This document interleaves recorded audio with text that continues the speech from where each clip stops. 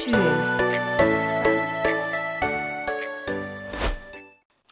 Le cancer du sein, un tueur silencieux, comment le prévenir? Comment se déroule l'autoprise en charge?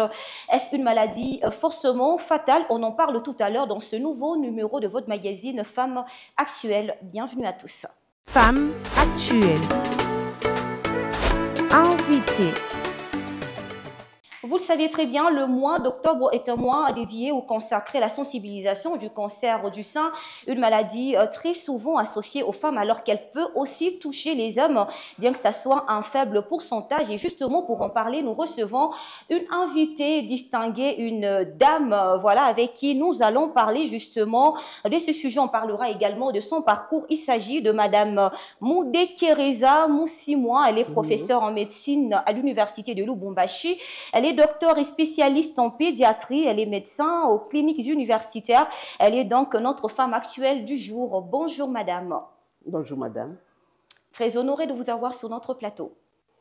Moi également madame. Veuillez vous installer, nous vous en prions. Merci beaucoup. Alors, comment allez-vous madame? Ah, comme va la vie? Ça va. Ça va. Alors, un rajout, quelque chose à ajouter par rapport à la présentation qui vient d'être faite? C'est bien fait. Moudekereza Moussimwa Aimé. Mhm. Et les autres, mes malades m'appellent Maman Aimé. Maman Aimé. Ils vous appellent affectueusement Maman Aimé. Aimé. Voilà, on va peut-être en savoir dans un instant dans ce programme. Alors dites-nous, vous êtes médecin, on va dire c'était un rêve d'enfance ou voilà, c'est venu avec le temps. Au départ, c'était pas trop ça. Ah oui, un rêve d'enfant, je dirais oui et non. Moi, je rêvais d'être infirmière. Mais c'est mon papa qui ne voulait pas que je sois infirmière. Il a dit que tu ne peux pas commencer à travailler pour les autres. Pourquoi? Alors, pour la petite histoire, quand j'ai commencé l'école primaire ici à Kiwele, les CO, je les ai fait à Kinshasa. Et là, j'étais dans un grand collège qu'on appelle Collège Lisanga. La deuxième année, CO qu'on appelait dans les temps, j'ai eu 54%. Et là, on a tout barré. On a écrit qu'il ne peut faire que les études professionnelles. Et là, j'ai dit, bon, professionnel, c'est quoi? Mais moi, je voulais être infirmière, je ne sais pas. Nous habitions le camp Kokolo, parce que je suis fille des militaires. À Kinshasa. À Kinshasa, camp Kokolo.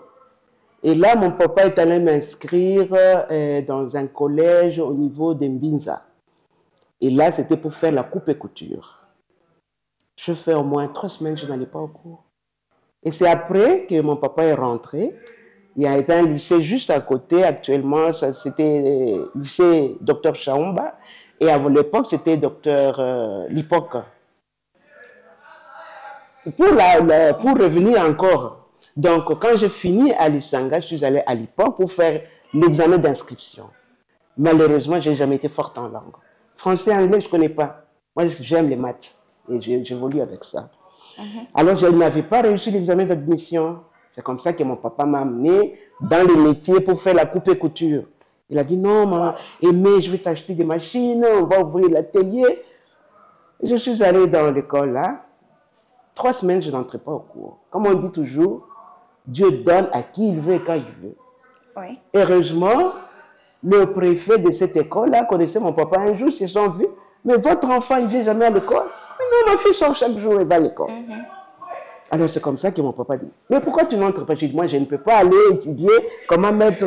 La coupe et couture, c'était pas trop pour vous ça. Moi, je vous ai demandé, envoyez-moi au Bas-Congo.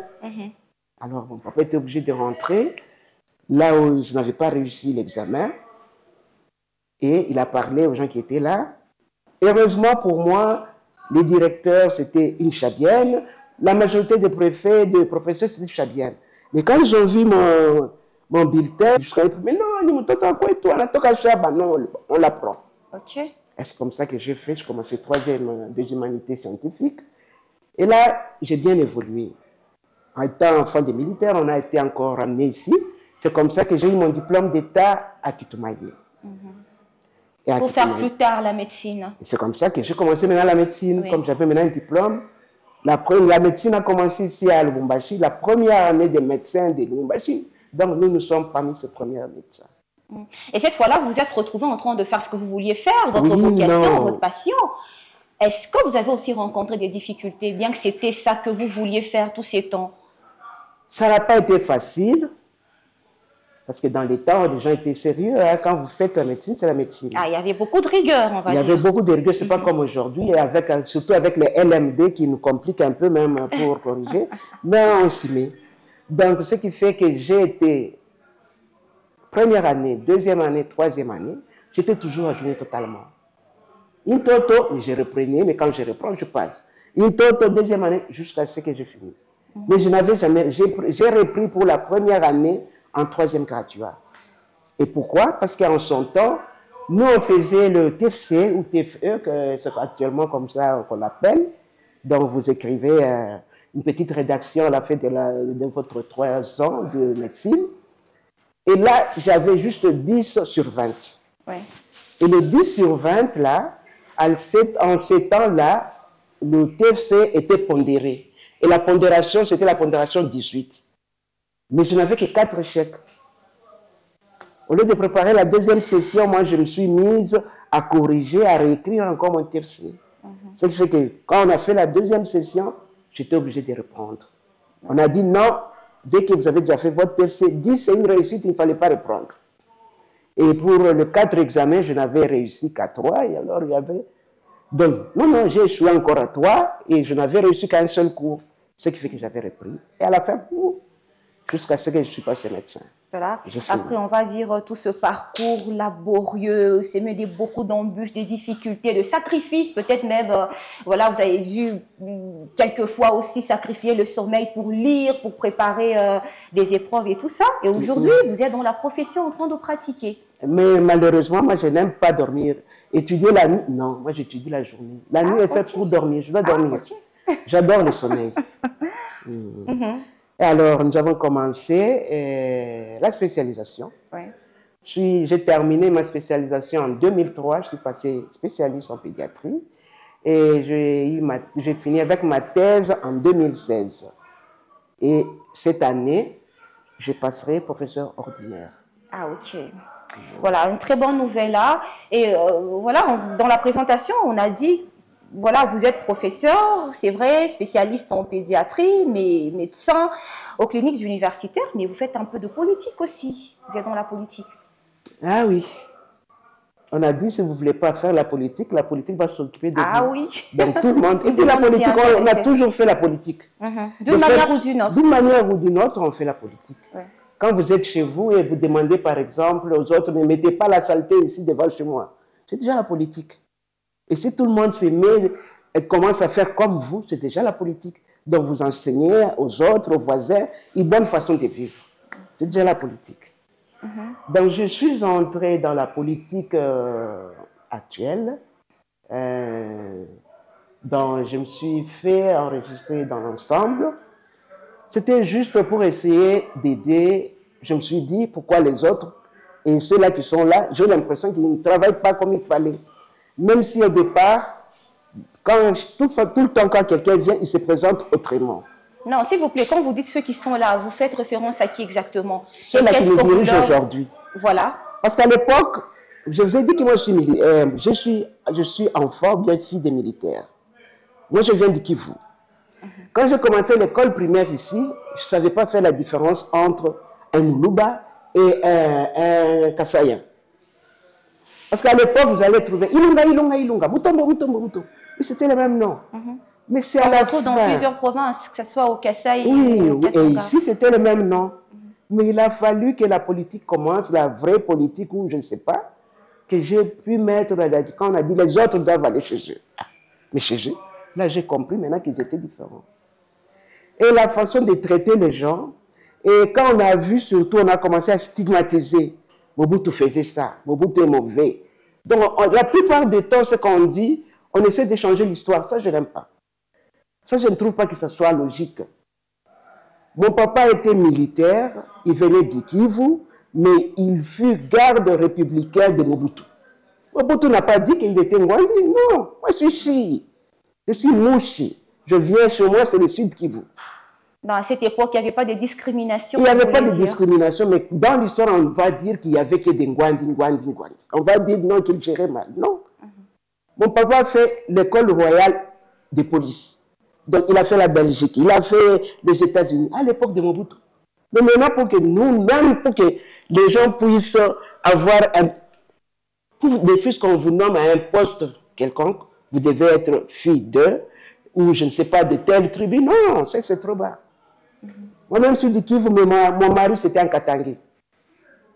Donc, voilà, on va dire que ça, c'était pour vous comme un déclic. Vous avez observé la discrimination tribale. Oui. Donc, vous vous êtes dit, non, non, non, je ne suis pas d'accord avec ça. Il faudrait que je sois en politique pour essayer d'apprendre aux autres que ça ne vaut pas la peine. Voilà. Personne ne peut nous dire ici que dans leur famille, il n'y a que les gens de leur famille. Non. Moi, je suis de Kivu parce que chez nous, on est majoritairement femmes. J'ai des sœurs qui ont été mariées par les gens du Kivu. J'ai des sœurs qui ont été mariées par les gens de la province orientale. J'ai des sœurs qui ont été mariées par les gens de l'Équateur. Et moi-même, mon mari était un Katangui. Donc, tout le monde est mon frère. Voilà, c'était ça la motivation. Donc, on va dire que vous êtes de ceux qui privilégient le vivre ensemble. L'union, l'unité. L'unité, voilà.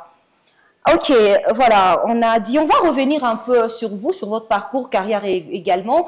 Mais là, on va aussi s'intéresser à Octobre Rose. Vous le savez, et surtout vous qui êtes dans le domaine médical, vous savez déjà que le mois d'octobre est un mois dédié ou consacré à la sensibilisation du cancer du sein. Alors, on va en parler un tout petit peu comme annoncé dans l'entame de cette émission. Alors, pour commencer, déjà, qu'est-ce que nous devons retenir du cancer du sein? Ok, merci beaucoup, madame. Le cancer du sein, c'est un cancer comme tous les autres cancers. Alors, c'est un cancer qui intéresse beaucoup plus le sein. Et c'est un cancer qui touche beaucoup plus 9 femmes sur 10 et 1 homme sur 10. C'est un cancer qu'on peut dire qui dépend beaucoup plus, qui est hormonodépendant et qui est beaucoup plus fréquent après l'âge de 45 ans. Mais à tout âge, vous pouvez avoir un cancer, mais ça devient beaucoup plus important après 50 ans. Après 50 ans. Et il est dit que plus la femme aille ses ménages ou ses règles précocement, une jeune fille qui vient d'avoir ses règles à 8 ans, cette jeune fille a beaucoup plus de risques de faire la ménopause, non, le cancer de sein quand elle sera ménopausée. Une femme, actuellement, les femmes, on étudie beaucoup, ce qui fait que nous commençons peut-être la première grossesse à 35 ans. Une femme qui commence sa grossesse un peu plus tardivement à 35, elle a beaucoup plus de risques de présenter un cancer de sein. Et chez nous, les vieilles femmes, une femme qui a une ménopause qui traîne pendant longtemps, cette femme a beaucoup plus de risques multipliés au moins par 2 de faire ces cancers de sein. Nous avons dit que les hommes aussi sont touchés par le cancer de sein. C'est un cancer qui est hormonal ou estrogéneux dépendant. Il faudra savoir que les hommes aussi ont des tissus mammaires. Bien sûr que ce n'est pas gros comme chez les femmes, mais ils ont quand même ces tissus mammaires. Et ces hommes aussi, ils produisent des estrogènes. Et ces estrogènes sont produits au niveau des testicules. Et ces hommes aussi, s'ils ont la malchance d'être obèses, ils ont beaucoup plus de risques de présenter ce cancer de sein. Et même si les hommes qui prennent beaucoup de bière, ils ont la malchance, ou bien les risques multipliés par autant de présenter, ou un peu plus tard, vers 60 à 70 ans, ce cancer de sein. Voilà, justement, les causes. Est-ce qu'il y a des causes spécifiques? Parce qu'autant on peut trouver des patientes plus jeunes, autant on peut retrouver aussi les cancers chez les plus vieilles et tout ça. Est-ce qu'il y a vraiment des causes spécifiques? La cause comme telle, on ne sait pas dire que c'est telle cause, mais c'est beaucoup plus une maladie qui peut être génétique aussi. Génétique, oui. Et il y a d'autres facteurs favorisants. Comme j'ai dit là-bas, nous avons parlé de l'âge. Nous avons parlé de notre mode de vie. Quand vous n'aimez pas faire les sports, vous êtes toujours assise là et vous prenez du poids. La sédentarité. La sédentarité, ouais. Vous êtes beaucoup plus exposé. Le fait on a déjà dit, de faire votre grossesse un peu plus tardivement, le fait de... Donc, normalement, personne n'est protégé. Les facteurs favorisants, il y en a beaucoup. Si dans votre famille, par exemple, votre maman ou bien quelqu'un de la famille avait fait un cancer, vous êtes aussi susceptible. Donc, vous avez aussi un grand risque de faire le cancer que chez les autres, là, chez votre ami, qui chez eux, il n'y a pas eu ce cancer-là. Donc, c'est dans ce sens-là. Voilà, justement, à quel âge devrons-nous penser à faire le dépistage? Le dépistage du cancer du sein, normalement, nous devons commencer à le faire après l'âge de 45 ans. Mais n'empêche que quand vous voyez dans votre sein, même si vous avez 30 ans, vous avez vu qu'il y a la forme de votre sein ou bien l'aspect a changé, ou bien vous vous êtes mis seulement, vous êtes devant un miroir et vous regardez là, vous voyez, non, non, on dirait que j'ai un gros sein et l'autre qui est resté un peu petit, c'est pas normal. Et s'il y a ceux-là qui connaissent déjà, qui ont l'habitude de palper leur sein, le fait juste de toucher dans le sein et que vous mettez en évidence un petit nodule, c'est pas normal. Vous devez aller voir votre médecin. Donc, si vous ne le faites pas, ben, après le 45 ans, 50 ans, même s'il n'y a rien, il serait mieux de commencer toujours à aller voir votre gynécologue. Faites au moins une mammographie par an.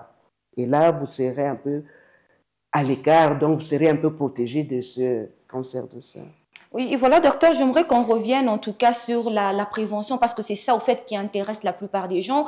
À un moment donné, quand nous rencontrons des gens dans la cité, on se rend compte vraiment que c'est pas assez vulgarisé, au fait. C'est une maladie peu connue, vraiment méconnue même du grand public. On n'en sait pas vraiment grand-chose sur les cancers. Alors, parlons justement de la prévention. Le bon geste à observer, je sais pas, au quotidien, pendant combien de temps? Comment devrons-nous nous y prendre justement pour prévenir le cancer?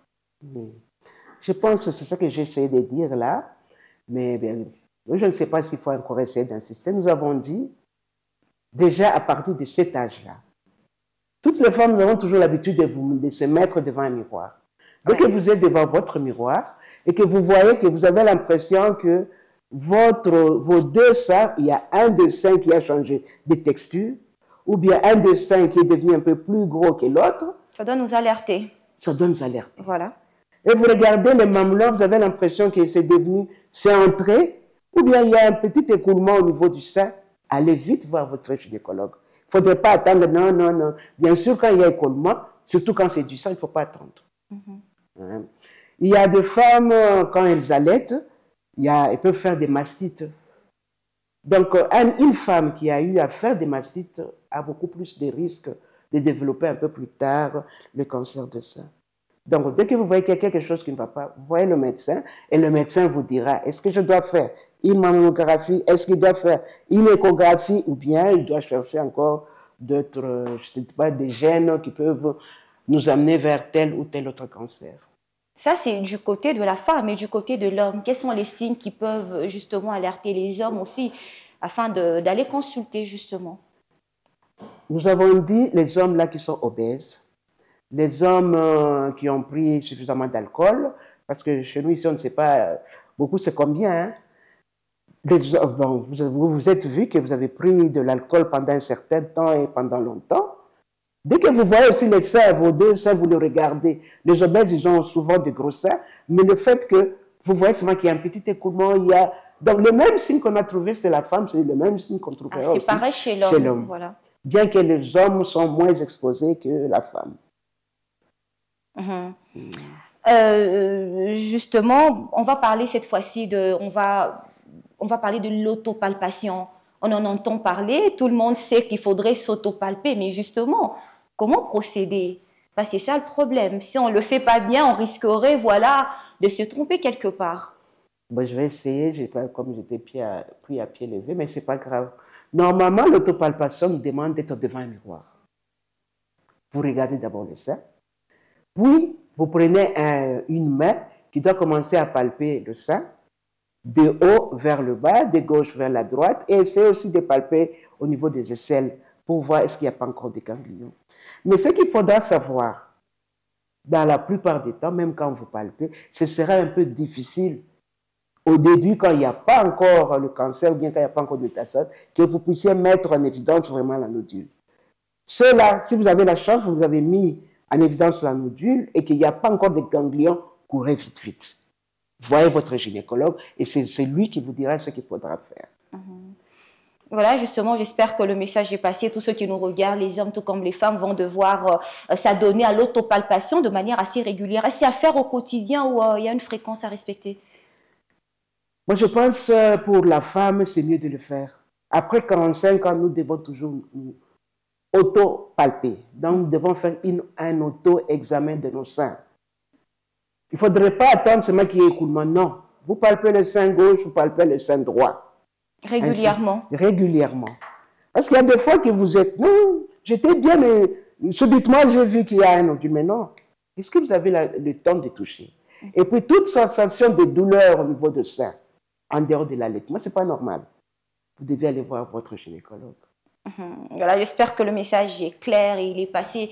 Et voilà, on va parler de l'autoprise en charge. D'abord, pour commencer, le cancer du sein, est-ce une maladie forcément fatale? Si on peut en guérir, quels sont alors, comment se déroule alors l'autoprise en charge ou les traitements? Merci beaucoup, madame. Il faudra savoir que dans les années 1980 jusqu'aux années 2000, en France, il y a eu beaucoup de décès de femmes de cancer de sein. Mais actuellement, ça n'existe plus. Peut-être chez nous, ça continue. Dès qu'une femme a un cancer de sein, directement, on a Aïcha. Je pars chez le pasteur, je commence à prier. Va voir ton médecin. Non, on m'a ensorcelé, il n'y a pas de sorcier. C'est parce que dans la vie, vous êtes seulement exposé. Peut-être que vous avez eu à faire beaucoup de radiographies dans le temps. Vous faites tout le temps de radio, même pour rien, on vous met sous des irradiations. Et dans votre famille, il y a eu le cas là de cancer, c'est normal. Ou bien vous avez allaité un peu tardivement, c'est normal que vous puissiez avoir ça. Donc, si vous partez voir votre gynécologue, voir votre oncologue le plus tôt, vous aurez beaucoup plus de chances de guérir. Voilà, on peut en guérir justement lorsque le cancer est détecté plus tôt, il y a plus de chances d'en guérir. Alors, mais la famille aussi, il ne faudrait pas délaisser votre sœur parce qu'elle a un cancer. Voilà, il faut toujours l'assister. Il faut dire non, nous sommes avec toi, ça va passer, ainsi de suite. Et les psychologues, bien sûr qu'on n'en a pas assez ici chez nous, mais nous devons continuer à former encore des psychologues de façon à essayer de parler avec la dame, la mettre en confiance, la rassurer. Bien sûr, on rassure si effectivement elle a aussi des traitements. Mais ce qu'on a constaté chez nous concernant les traitements, la plupart des temps, nos femmes n'acceptent pas l'amputation du sein. Justement. Une femme qui a déjà 45 ans, peut-être même elle a déjà allaité, une fois qu'on a dit qu'on t'ampute, non, je voudrais mourir avec mon sein. Mais vous faites quoi? Actuellement, les histoires ont changé, vous pouvez aller, il y a l'esthétique. Hein, vous allez voir des médecins esthéticiens, si vous êtes déjà guéri, le sein qu'on a amputé, on peut le remplacer. Et après, ce n'est pas tout le monde qui peut quand même se le permettre. C'est peut-être ça aussi la peur. On se dit la vie après cette opération, cette chirurgie. C'est pourquoi nous nous sommes mis aussi, nous avons commencé la politique. Oui. Ce n'est pas seulement les gens là nantis, les gens ou bien les politiciens qui ont droit à la vie. Tout le monde a droit à la vie. Justement. La dialyse, ça doit être gratuit. Le traitement de cancer, ça doit être gratuit. On dit que le Congo est riche. Il est riche encore si on doit continuer à mourir. Même pour la malaria, nous mourrons. Maintenant, une femme là qui doit aller se faire soigner du cancer, ça ne devait pas être... Ici, chez nous, ce n'est pas n'importe qui. Donc, c'est quelqu'un qui est bien là, bien assise, elle avait déjà son argent, et ainsi de suite. C'est quelqu'un qui a été malade pendant longtemps, il est parti faire des radios. C'est celui-là qui peut avoir la chance de faire sa chirurgie. Parce que même cette chirurgie-là, ce n'est pas facile. Hein? On doit enlever et les seins et les ganglions, chercher partout, voir s'il n'y a pas encore de métastases. Aussi longtemps qu'il n'y a pas encore de métastases, vous avez la chance de guérir. Ouais. Mais si vous gardez votre sein à la maison, non, pasteur, venez prier pour moi. Non, je ne sais pas féticher, ramenez-moi des choses appliquées. Non. C'est mieux d'aller à l'hôpital. Et puis, personne n'est riche au Congo. Si la malade est pauvre, il doit avoir au moins un oncle qui est sénateur. Allez dire au sénateur que ce n'est pas son argent. On l'a donné, ça c'est pour gérer, il doit prendre en charge sa famille. Donc, il faut accepter les traitements. Si vous n'acceptez pas les traitements, à la fin, là, vous allez mourir. Voilà. Mais en Europe, il ne meurt plus de ça. Il y a beaucoup de solutions, voilà, dans ce sens-là. Alors, parlons justement toujours de, on va dire, de la prise en charge. En dehors du fait d'amputer le sein, y a-t-il autre traitement avec l'évolution justement de la science aujourd'hui? Vous parlez de l'Europe, donc on comprend qu'il y a quand même beaucoup d'avancées dans ce sens-là. Et ici, chez nous, sur place, est-ce qu'on peut parler aussi d'autres traitements allant dans le même sens? Merci beaucoup, madame. Merci beaucoup, madame. Même quand je parlais seulement de la chirurgie, ce n'est pas fini. Après la chirurgie, il y a encore une suite. Donc, vous devez faire soit votre cancer, si ça demande, c'est qu'on donne la radiothérapie. On va continuer avec la radiothérapie. Et la chimiothérapie. Donc, peut-être il y a ceux-là qui vont avoir la radiothérapie et ceux-là qui vont recevoir la chimiothérapie plus l'hormonothérapie. Donc, c'est un traitement qui se fait en sandwich. Oui. Vous allez faire la chirurgie plus radiothérapie. Chirurgie plus chimiothérapie et hormonothérapie, ainsi de suite. Donc, ça dépend du type de cancer que vous allez présenter. Vous parliez d'ailleurs justement de l'accompagnement psychologique. Ça, c'est également une autre étape. Le traitement, c'est bien, mais après, qu'est-ce qui va se passer? Comment ça doit être fait pour aussi rassurer la patiente? Parce qu'il faudrait dire, dans tous les cas, c'est quand même pas une situation évidente. Quelqu'un qui était autrefois sain, une femme qui était saine, bien portante, mais du jour au lendemain, elle découvre qu'elle est porteuse ou elle souffre du cancer. Après toute cette étape-là du traitement et tout, l'accompagnement psychologique, comment ça doit être fait pour le bien-être justement de la patiente? Merci encore une fois. Cet accompagnement psychologique, j'ai essayé de parler de ça, ça doit être fait par son gynécologue, sa famille, et un psychologue attitré. Donc, nous devons continuer à former des psychologues. Parce que dans beaucoup de pathologies, on en a besoin. On aura toujours besoin de psychologues. Chez nous, ici, à Lubumbashi, dans le Haut-Katanga, on n'a pas eu beaucoup de psychologues. Mais dans d'autres cieux, par exemple à l'Est, ou bien c'est parce qu'eux, ils ont eu beaucoup de cas de violence sexuelle, beaucoup de guerres. En tout cas, eux, ils ont eu la chance d'avoir beaucoup de psychologues. Que ce soit même dans le cancer ou bien dans le cas de violence sexuelle, les psychologues ont beaucoup de travail là-bas. Mais chez nous ici, les psychologues, même pour qu'on puisse l'engager, ce n'est pas facile. Il termine les études, mais il ne sait pas où aller. Personne ne peut le prendre si ce n'est pas seulement rentrer, donner encore cours à l'école secondaire, ainsi de suite. Donc, nous insistons auprès de nos patrons ou bien ceux-là qui ont qui continuent à engager des gens, qu'on engage quand même des psychologues. Même dans un mining, on a besoin de psychologues. Oui, on en a besoin. Oui, parce qu'ici, chez nous, on parle seulement de mining. Ils ont besoin de psychologues. Dans tous les domaines? Oui, partout. Voilà. On en a besoin. Pas on en aura, on en a besoin. On en a toujours besoin. Alors, on est en train de chuter justement avec ce sujet. Alors, parlons justement du cancer des seins. Pensez-vous que ça soit un sujet tabou dans notre société africaine? Parce que déjà sur le terrain, on n'en parle pas assez, on ne connaît pas suffisamment sur cette maladie et tout ça. Et pensez-vous que ça soit vraiment un tabou dans notre société? Au regard de ce que nous constatons sur le terrain justement. Je pense que chez nous, il y a encore un tabou. On considère comme si c'était un tabou. Dire seulement que j'ai une masse au niveau du sein, tu ne sais pas dire ça à ton papa. Même à ton mari, tu hésites. Et même quand vous allez à l'hôpital, la femme va à l'hôpital, elle parle d'autres choses, elle ne veut pas parler de son sein. Peut-être quand elle vient de s'accoucher, là, pour ceux-là qui sont un peu beaucoup plus soutiennés. Mais sinon, nous devons demander à toutes les femmes de commencer à bien s'exprimer. Sinon, il y a beaucoup de gens qui meurent seulement par manque d'ignorance, parce qu'ils sont ignorants. Voilà. Donc, on peut aussi mourir d'ignorance. Oui, c'est ça. Voilà, justement, tout à l'heure, on a parlé du dépistage. Alors, la question essaie de savoir comment améliorer l'accès au dépistage dans des zones, on va dire, dans des zones rurales ou défavorisées.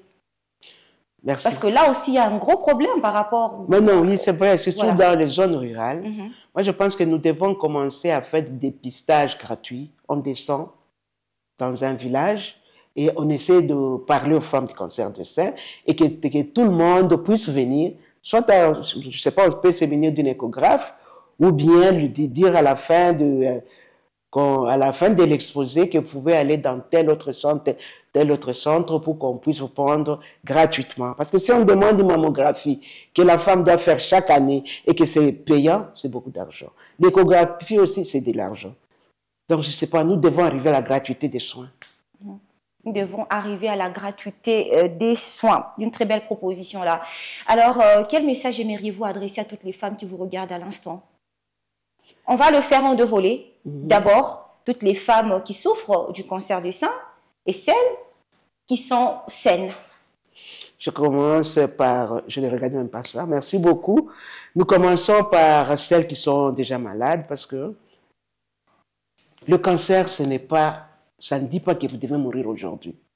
Non. Si vous avez vos moyens, vous pouvez aller vous faire soigner.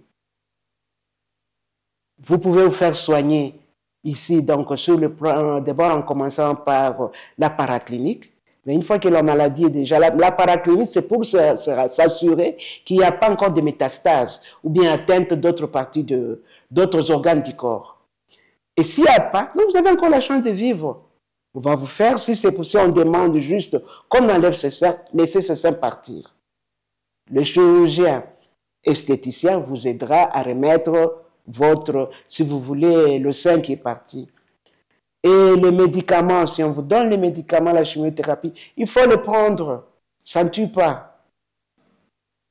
Pour l'hormonothérapie qu'on donne, c'est bon. Nous pouvons continuer avec ça. Pour ceux-là qui ne sont pas encore malades, nous recommandons à toutes les femmes, surtout ceux-là qui ont déjà 45 ans, de commencer à faire au moins une mammographie par an. Je sais que c'est de l'argent. Je sais. Mais essayez de mettre de l'argent de côté chaque année pour votre mammographie. Pour ceux-là qui sont encore trop jeunes, l'autopalpation. Mettez-vous toujours devant votre miroir pour essayer de regarder la forme et l'aspect de vos seins. Dès que vous allez constater qu'il y a quelque chose d'anormal, un sein qui devient plus gros que l'autre, vous avez le mamelon qui devient un peu inversé, ou bien vous avez, si c'est quoi, allez voir votre médecin. L'autopalpation, oui, je pouvais en parler, mais il faudra avoir vraiment de la chance pour que nous puissions mettre en évidence le nodule. Parce que quand il y a déjà un gros nodule, donc vous êtes déjà malade.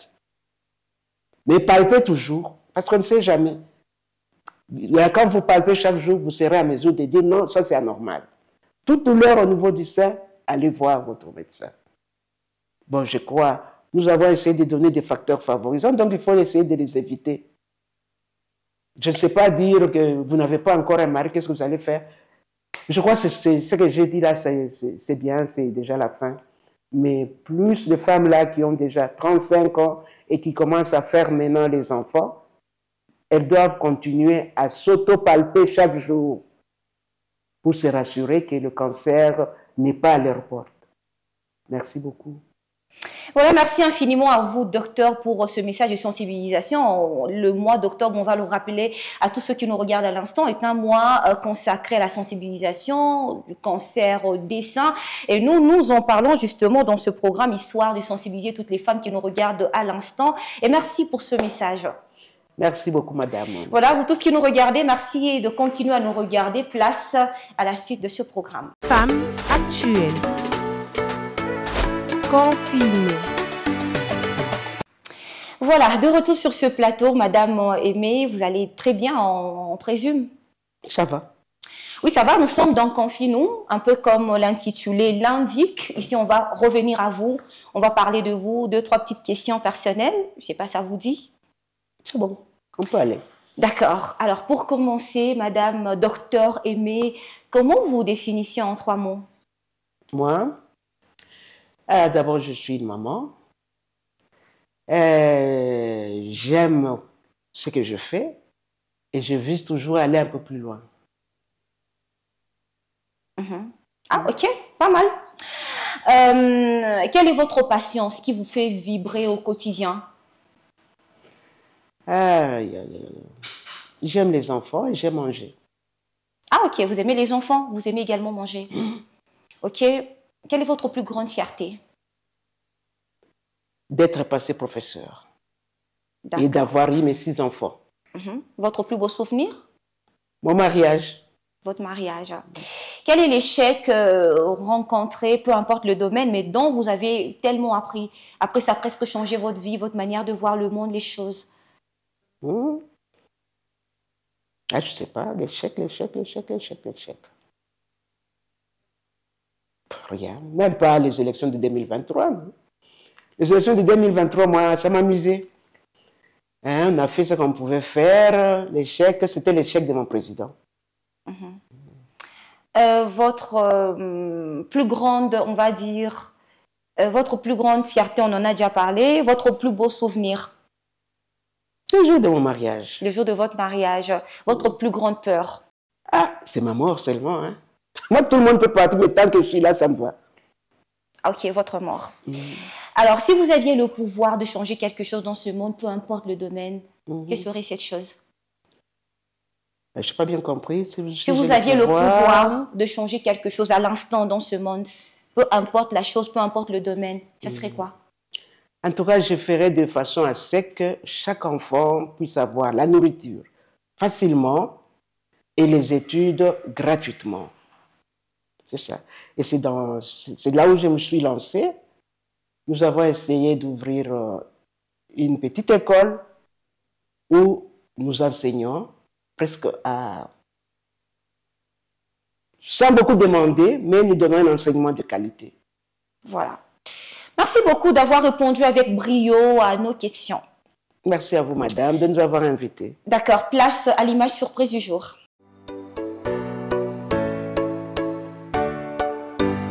Alors, c'est notre toute dernière rubrique avant de nous séparer, docteur Aimé. Est-ce que vous aimez des surprises déjà pour commencer? Ah, surprise. Bon, tout le monde aime les surprises, non? Ok.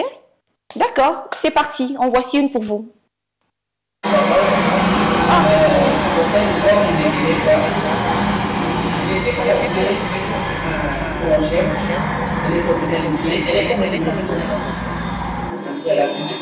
Vous êtes passé à quelle heure? C'est d'aujourd'hui, non? Et juste avant, j'ai continué à parler avec le parcours. C'était difficile pour moi. Maintenant, on se souvient dans les concerts, dans le travail. Bon, je me dis qu'elle est une dame qui a un gros cœur. Je sais comment elle était. Parce que je vois ici, il y a des gens qui viennent, ils portent l'aide. Les orphelins, les enfants, pour contribuer. En tout cas, c'est une bonne personne. Et tout ce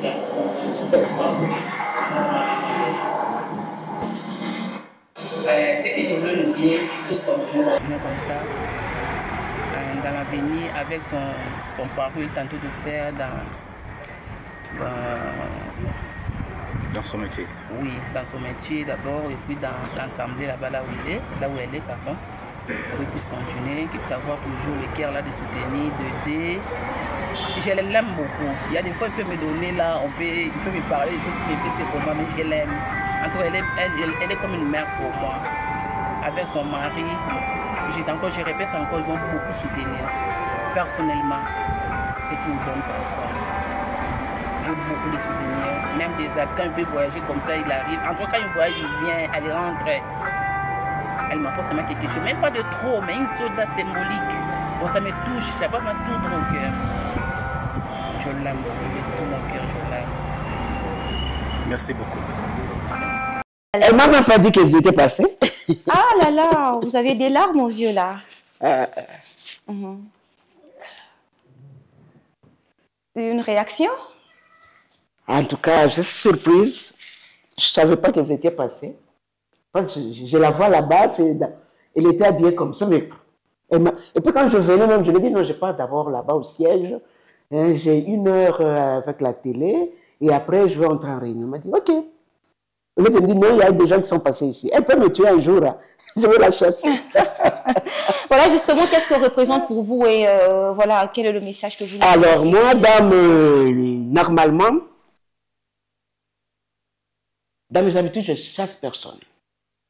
On est avec elle depuis 2015. Non, 2015 quand nous avons déménagé là-bas. 2007. Elle était jeune fille, maintenant elle est maman de grands enfants. Donc que vous soyez une mauvaise personne, je vais essayer de vous recadrer pour remettre dans la bonne... dans la droiture. Donc je n'aime pas la corruption. J'aime transformer les gens. Voilà, on a vu que notre surprise vous a vraiment touché là. Vraiment, c'était une bonne surprise, mais une surprise inattendue. Même si j'aime les surprises, ça me dit rien, mais j'ai été vraiment surprise de la voir. Je venais de l'aéroport. Je pars, je ne traîne pas, mais 15 heures, je serai déjà là. C'est bon. C'était une surprise. D'accord. Voilà, merci beaucoup à vous, docteur Aimé, d'être passé sur notre plateau. Merci d'avoir sensibilisé les femmes qui vous regardent. Merci d'avoir répondu à nos questions. Merci à vous pour votre invitation. On ne manquera pas de répondre une prochaine fois. Merci.